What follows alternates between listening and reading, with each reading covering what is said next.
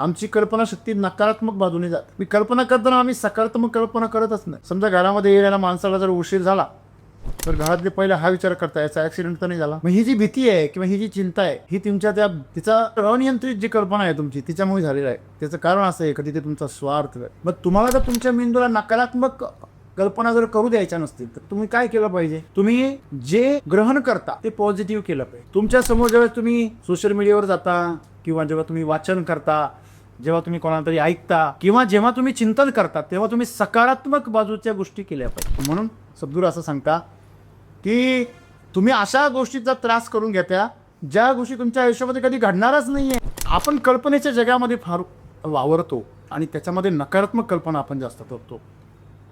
सकारात्मक कल्पना केल्या आणि म्हणून सद्गुरू सांगताय की तुमची कल्पनाशक्ती माणसाची जी आहे ती खूप चांगली आहे. ती तुमच्या जीवनामध्ये तुमची फार मोठी प्रगती करू शकते.